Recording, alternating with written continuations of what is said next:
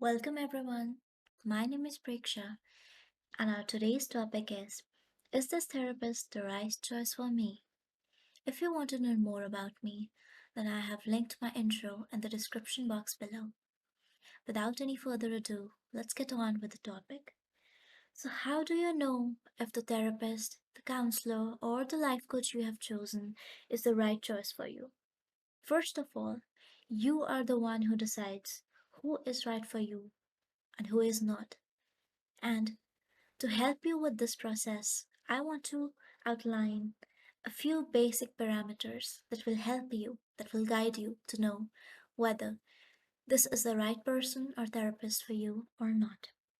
So, first of all, in any basic therapy setting, it is really important that there is a space of openness and comfort.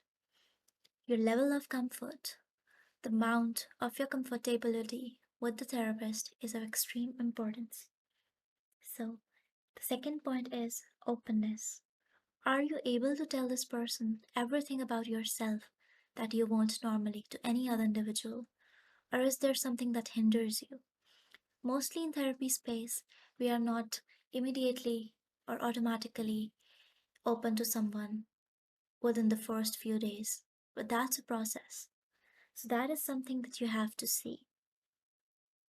Third thing is that does your therapist or the person you are seeking guidance from provides you with the space to speak your heart out? Does that person lets you speak, lets you finish, lets you pour your heart out? Or does that person straight away comes to conclusions or judgments about your own self without even listening to you? In any therapy setting, communication is first and foremost. If the other person is not listening to you, then they would probably not come to definitive conclusions about your problems. Next, I want to talk about transference. Transference in psychoanalysis is referred to as the transferring or shifting of feelings and emotions linked with other relationships to the therapist. So, because every therapy space can be a space that provides catharsis, that provides venting out of feelings, both wanted and unwanted, onto the therapist. It is really important how the therapist deals with the patient's transference. Is the person listening to you, or is the person merely hearing you, is of extreme importance.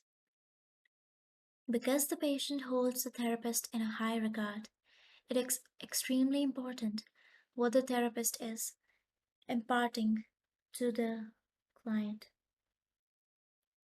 Is the therapist telling you or feeding you with things that encompass his or her own life experiences? Is the person imparting onto you or telling you more of his own limiting beliefs? Because let's be honest, at this point in our lives, we have all grown up into adults and we have a lot of negative programmings and a lot of limiting beliefs. The last thing we want is another adult imposing onto us their own limiting beliefs. The example I can find closest is like when you go to a doctor. Suppose you have an ailment or a chronic disease and you go to the doctor. Do you remember how cured and how happy you felt merely by the attitude of the doctor? It is the confidence of the doctor in his own ability and his spirit that also evokes in you a spirit of hopefulness and change, the belief that nothing is ever incurable, nothing is irreparable, nothing is ever a gone case. That is the confidence that the therapist must have, and that is the confidence that the therapist must instill within you. So, the first thing is the ability of the therapist to not be biased. The therapist should not be biased by his own life experiences. The therapist should not tell you that something is not possible.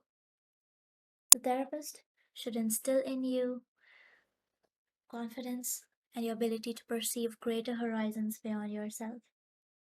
There should be no judgment and no conditioning interfering. your therapist's interaction with yourself. Lastly, I would just say that listen to your own heart and listen to your own judgment basically. What feels right to your heart? If you feel discouraged or demoralized after talking to a therapist, or if your worldview or your perception gets a little bit shrunk than it was before, then I would say that obviously it is your choice, but then you make the last choice. Like, do you want to work with someone who tells you that this and so is not possible?